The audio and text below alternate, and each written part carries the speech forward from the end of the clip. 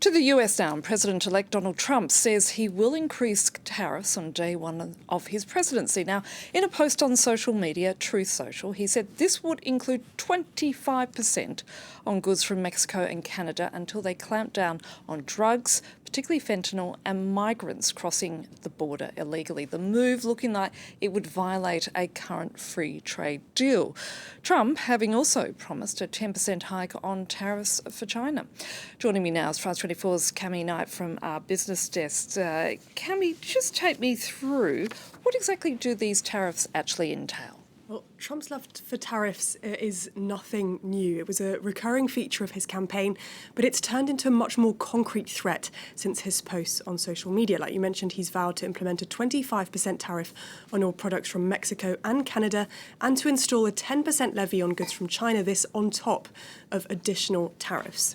Now, China's already subject to tariffs from both Trump's first term and the Biden administration, and the 10% announced is actually lower than many expected from his rhetoric on the campaign trail. But when it comes to Mexico and Canada, implementing a blanket 25% tariff on all products would violate the US-Canada-Mexico free trade agreement that Trump signed himself in 2020 and that he's routinely referenced as a political victory in it. Why does he love tariffs so much, Camille? And I mean, how do they work and what, in fact, is their impact? So tariffs are a central part of Trump's economic vision. He sees them as a way of encouraging production to move back to the US to reverse years of industrial decline. He says they'll help grow the US economy, protect jobs and raise tax revenue. In practice, those claims are misleading because while they do raise tax revenue, the charges are physically paid by the domestic company that imports the goods, not the foreign company that exports them. Simply put, a tariff is a tax paid by a US firm to the US government. Now, understanding who it ends up impacting more is a little more complicated, but there are three possible scenarios. If the US firm that's importing the product passes on the cost by raising retail prices, then it's the US consumer that will take on the burden. If the company decides to absorb the cost of the tariff to avoid raising prices, then the burden falls on the US firm that will make lower profits. The third possibility is that foreign exporters might have to lower their own wholesale prices by the value of the tariff in order to retain their US customers. Now, all three scenarios are possible, but economic studies of the impact of tariffs that Trump imposed in his first term would suggest the most economic burden was ultimately borne by US customers. And of course, one of the major risks when it comes to slapping tariffs on foreign goods is retaliatory tariffs and the start of a trade war.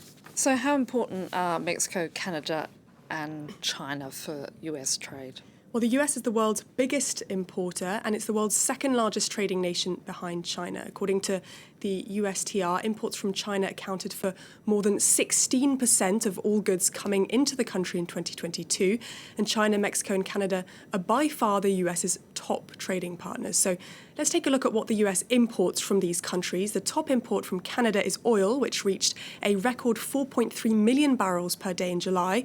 It also imports cars, machinery, plastics, and wood. Now, from Mexico, America gets the majority of its cars and car parts, and from China, America imports a significant amount of electronics. Now, of course, these are just a few examples, but all of these industries would be impacted. So what's been the reaction so far? Well, like you can imagine, it's not been too positive. In Canada, we haven't heard from Justin Trudeau yet, but Doug Ford, who is Premier of Ontario, says the 25% tariff would be devastating to workers and jobs in both Canada and the US. Now, in Mexico, the president is also yet to respond, but the finance minister has warned in the past that any taxes imposed on Mexican goods would trigger retaliatory tariffs. China, meanwhile, saying that nobody would benefit from a trade war. So why is Trump doing this? Well, some think that it may be a negotiating tactic, announcing this so far in advance so that countries come to him to negotiate better trade agreements. But it's very likely that at least China, who's been bracing for this for some time,